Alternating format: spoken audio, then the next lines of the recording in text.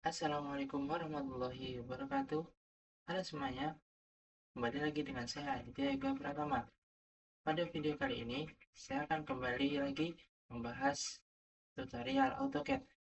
Dan pada video kali ini, saya akan membahas tentang annotation. Annotation ini terbagi menjadi tiga bagian, yaitu teks. Teks sendiri terbagi menjadi dua, multi-text dan single text. Yang kedua dimension, dan yang terakhir adalah label. Tanpa berlama-lama, mari kita lanjut ke videonya. Kita masuk ke tutorial yang pertama, yaitu tutorial untuk teks. Teks sendiri dibagi menjadi dua, yaitu multi-line text dan single-line text. Multi-line text ini digunakan untuk membuat teks dalam jumlah banyak. Kalau single-line text ini hanya untuk membuat teks tertentu atau satu baris teks saja. Jadi perbedaannya, jika multi-line text ini kita bisa membuat teks sebanyak yang kita mau. Kalau single line text ini hanya membuat teks sebanyak satu baris saja. Saya memiliki contoh. Di sini ada tulisan dua teks dan di sini ada tulisan satu teks. Nah, perbedaan dari dua ini menggunakan multi-line text dan ini menggunakan single line text. Multi-line text ini kita dapat seperti yang saya jelaskan tadi, kita dapat membuat teks dalam jumlah banyak. Jadi kita akan membuat teks tanpa memerlukan menggunakan perintah kembali. Jadi sekali mengeklik untuk multi-line text, kita dapat membuat teks yang dalam jumlah banyak. Kalau single line text ini, kita hanya dapat membuat satu kalimat saja. Jikalau ingin membuat kalimat yang lain, kita harus menggunakan single line text dua kali. Nah, di sini juga terdapat perbedaan. Jika kita menggunakan multi-line text, jika klik salah satu teksnya ini, maka akan terblok semuanya. Kalau single line text itu hanya terblok hanya satu kalimatnya saja. Itulah kurang lebih perbedaannya dari multi-line text dan single line text. Dan ada satu lagi perbedaannya, jikalau kita menggunakan multi-line text, kita dapat merubah ukuran dari teks tersebut. Jika kita menggunakan single line text, kita tidak dapat merubah ukuran font tersebut. Nah, itu salah satu dalam perbedaan di antara multi-line text dan single line text. Kita lanjutkan untuk ke contohnya. Yang pertama, kita akan menggunakan multi-line text terlebih dahulu. Nah, kita klik multi-line text, kita pilih bagian sini. Misalnya ini ukurannya berapa, misalkan segini. Jika sudah, klik kiri. Lalu, nah, di sini ada beberapa menu. Yang bagian sini untuk merubah ukuran font dari teks tersebut. Kalau di sini, ini yang B ini untuk bold, untuk menebarkan, yang I untuk memiringkan teksnya, yang A ini untuk memberi garis tengah pada teksnya, kalau U ini untuk membuat garis bawah pada teksnya, dan O ini membuat garis atas pada teksnya. Yang bagian sini adalah untuk merubah bentuk fontnya dari teksnya. Dan yang sini untuk menentukan posisi dari teksnya.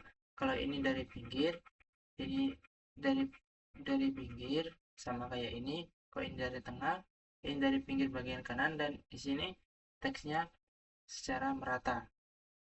Sekarang saya akan contohkan, misal saya akan mengetik beberapa teks. Kita ketik satu, misalkan satu untuk sebuah rumah.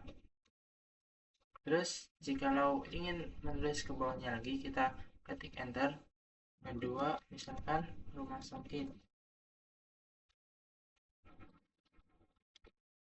Dan yang ketiga adalah misal dapur.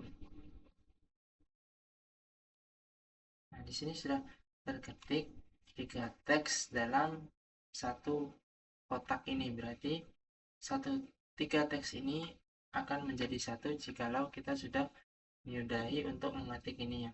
Misal kita akan merubah ukurannya. Kita blok terlebih dahulu. Kalau kita ingin merubah ukuran teksnya atau bentuk teksnya atau model teksnya juga, kita harus mengeblok terlebih dahulu untuk tulisannya supaya akan berubah apa yang kita inginkan. Misal kita berubah ke 15. Nah, di sini maka tulisannya akan mengecil ke ukuran 15. Misal fontnya kita akan rubah ke Arial Black. Nah, di sini juga akan berubah bentuk fontnya. Misal kita klik B ini, nah, maka di sini tulisannya menjadi lebih tebal. Misal kita klik yang bagian I ini, nah tulisannya maka akan miring juga. Kalau bagian sini tulisannya akan bergaris. Nah, kurang lebih seperti itu untuk pembuatan multiline text. Jika sudah, kita klik close text editor, kita klik kiri. Nah, maka akan terbentuk 3 tulisan dengan perintah yang kita inginkan tadi. Kita rubah ukuran font dan bentuk fontnya, kita tambahin garis, kita rubah menjadi miring tulisannya, dan kita tambahin garis pada tengah-tengah teksnya. Dan satu lagi, jikalau kita ingin merubah atau menyeting dari tulisan sebelumnya tadi, kita bisa klik 2 kali untuk bagian ini. Nah, maka akan muncul lagi untuk settingannya. Nah, di sini ada yang kelewatan tadi, bullets and numbering ini untuk membuat sebuah angka. Jikalau kita ingin menyebutkan sesuatu, misalkan bagian dari rumah. Nah, kita dapat menyebutkannya dengan bullets numbering. Nomor 1 misalkan pintu, nomor 2 misalkan jendela. Terus yang kedua adalah line spacing. Line spacing ini digunakan untuk mengatur jarak antar tulisannya. Di sini kan jaraknya 1,0. Kita bisa jauhkan 1,5 maupun 2,0. Nah, untuk bagian sini tadi ini buat menulis beberapa nomor atau bagian yang ingin kita sebutkan, dan ini adalah untuk mengatur jarak antar tulisan. Kita lanjutkan untuk teks yang bagian kedua, yaitu single line text. Kita bisa mengklik bagian sini dan kita pilih single line text. Nah, single line text ini terdapat perbedaan. Jika multi line text tadi membuat kotaknya terlebih dahulu, kalau single line text ini langsung membuat garis acuannya. Misal kita klik bagian sini, terus tarik bagian sini, lalu enter lagi. Nah, kita akan mengetik bagian sini. Di sini terdapat perbedaan.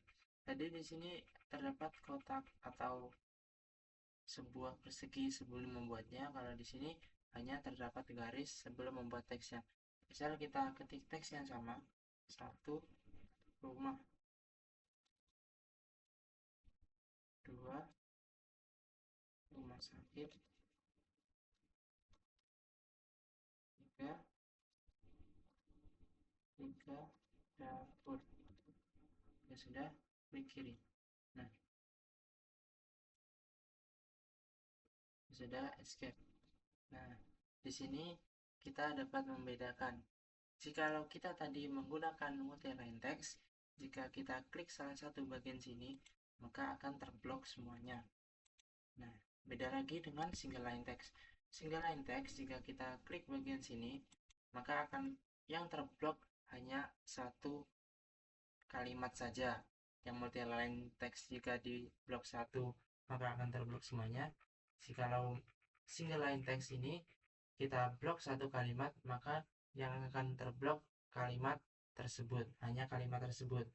Dan single line text ini kita tidak dapat merubah ukuran fontnya. Misal kita klik 2 kali, maka tidak akan muncul seperti pengaturan yang punya multi line text tadi. Nah, kurang lebih seperti itu untuk cara pembuatan multi line text dan single line text.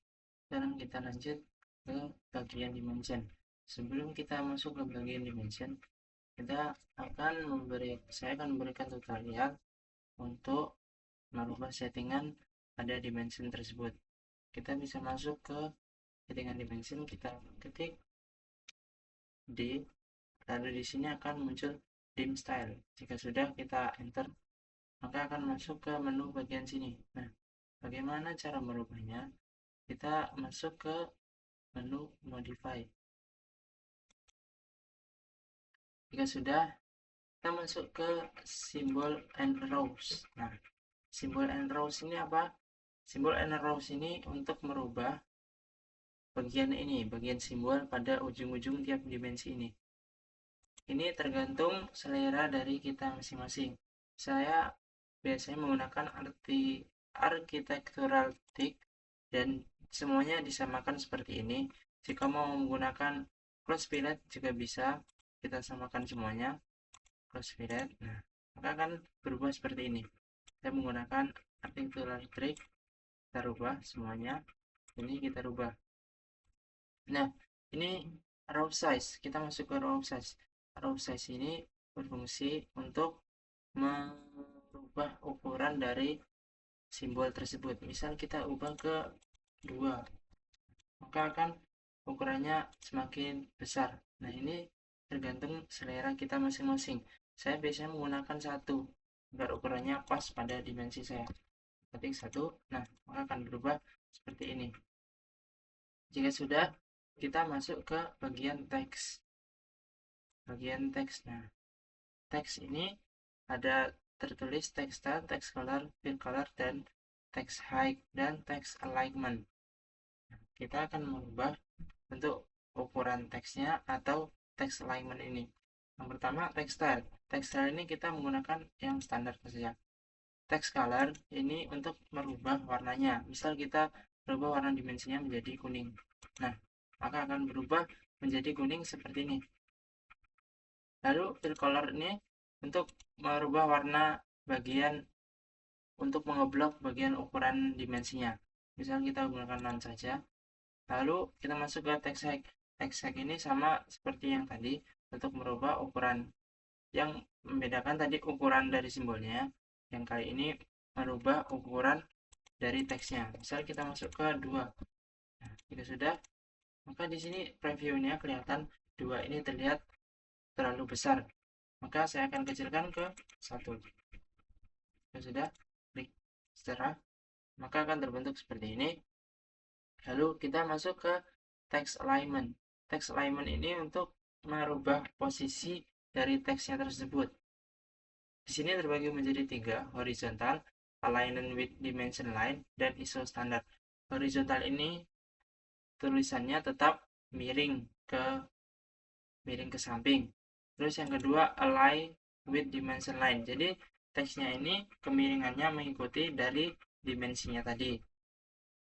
Di sini dimensinya miring, maka teksnya ikut miring atau berubah menjadi vertikal seperti ini. Kalau ini menjadi miring. Dari dimensinya miring, teksnya menjadi miring, dan ISO standar ini akan berubah sesuai teksnya sama seperti align with dimension.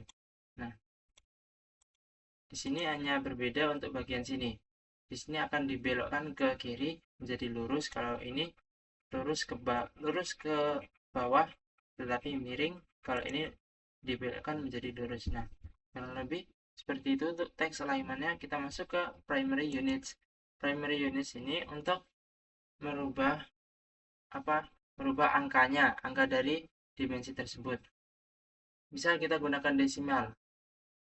Lalu kita gunakan, misal kita pakai ini. Nah, di sini maka akan muncul desimal dari ukuran dimensi tersebut. Jika kita ingin menghapusnya, kita bisa gunakan bagian alt ini, maka akan terhapus untuk angka desimal bagian belakangnya. Biasanya untuk pengukuran dimensi ini biasanya menggunakan desimal. Nah, kurang lebih seperti itu untuk dimension cell-nya. Ini adalah settingan dasar pada dimensi sebelum kita menggunakan dimensi. Jika sudah selesai, kita ketik set current atau kita klik set current lalu pilih close. Nah, jika sudah diketik atau diklik set current dan close, maka akan terbentuk atau tersetting dimensinya seperti yang kita setting tadi. Kita lanjut untuk bagian dimension. Dimension ini terbagi menjadi 8 bagian. Dan pada video kali ini kita akan belajar 6 dari 8 bagian dimension tersebut. Kita akan mempelajari yang pertama linear, yang kedua aligned, yang ketiga angular, yang keempat arc length, yang kelima radius, dan yang terakhir yaitu diameter. Yang pertama yaitu linear. Linear itu untuk membuat dimensi dengan bentuk horizontal atau vertikal. Kalau aligned untuk membuat dimensi dengan bentuk horizontal, vertikal, maupun diagonal. Yang ketiga, angular ini untuk membuat sudut suatu bangunan atau suatu bentuk.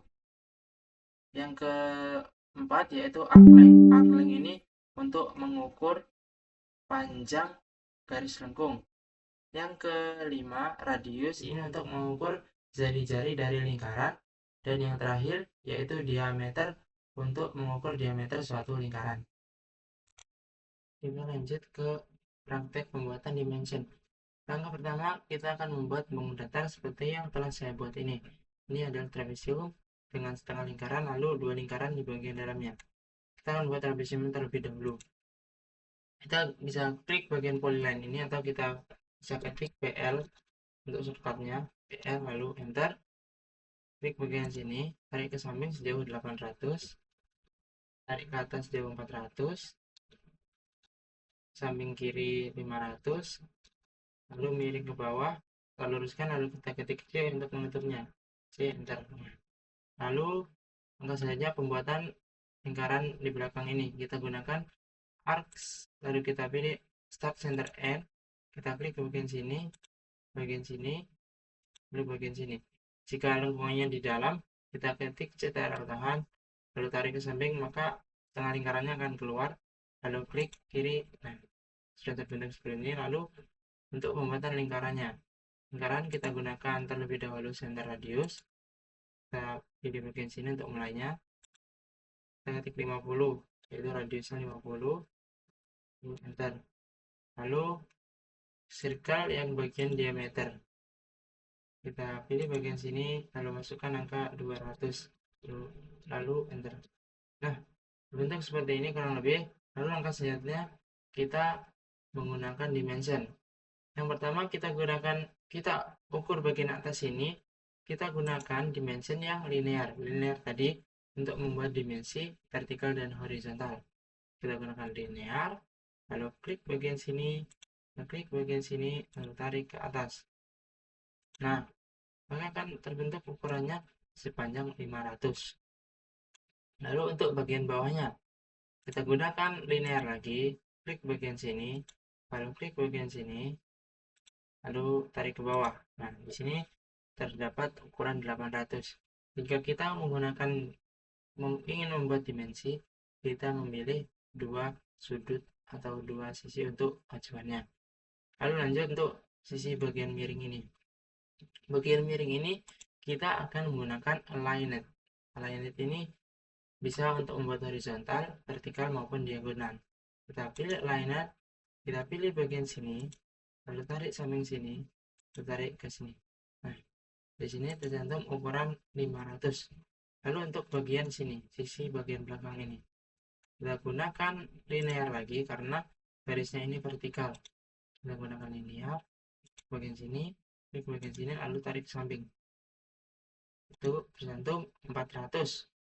Lalu lanjut masuk ke bagian lingkarannya. Ini kan tadi berbeda, ini radius dan ini diameter. Nah, kita akan menggunakan radius terlebih dahulu. Di sini ada ketik radius, klik. Nah, kita pilih objeknya, nah klik, lalu kita tarik ke atas, bisa kita masukkan ke dalam. Bisa masuk ke dalam, bisa tarik keluar. Jika sudah, klik kiri. Nah, di sini tercantum radiusnya 50. Lalu lanjut untuk ke bagian diameternya. Diameter, kita klik diameter, lalu pilih lingkarannya, lalu kita bisa menaruhnya di dalam ataupun kita bisa menariknya keluar. Misal kita tarik keluar bagian sini, lalu klik kiri. Nah, di sini sudah tercantum lingkaran dengan jari-jari 50 dan lingkaran dengan diameter 200. Lalu lanjut untuk bagian garis lengkungnya ini. Garis lengkung kita bisa gunakan yaitu arc length. Arc length tadi untuk mengukur panjang suatu garis lengkung. Kita ketik arc length,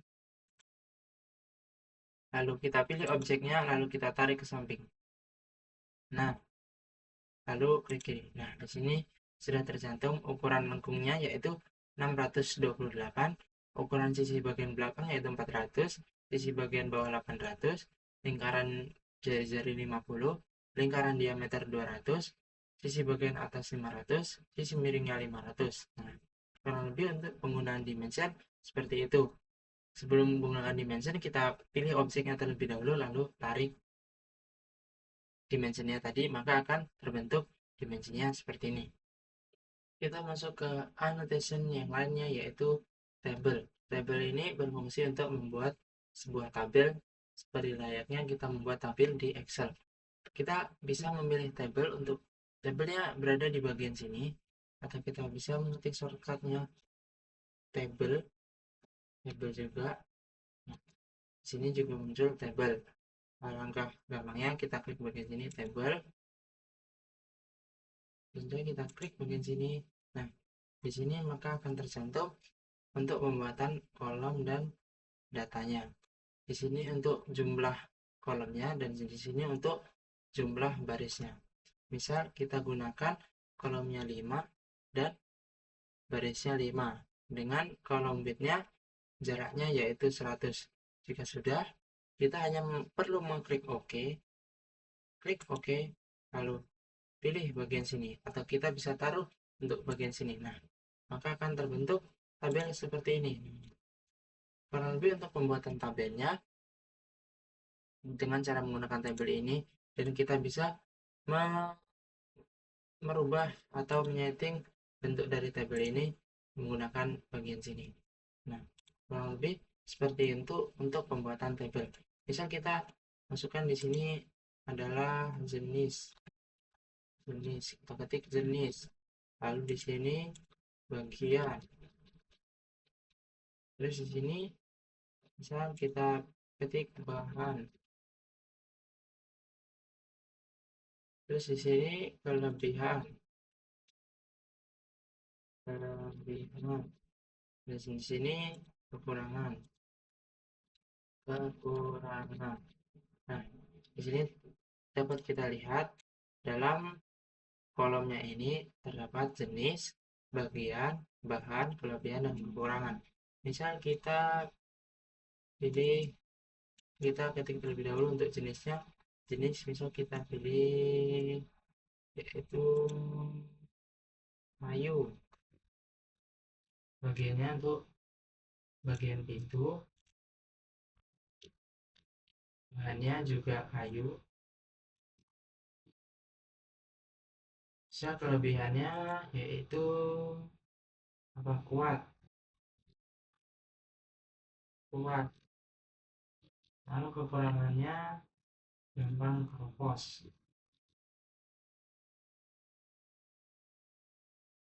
Nah, lebih seperti itu untuk pembuatan tabelnya. Kita bisa merubah untuk jumlah kolomnya dan untuk jumlah barisnya.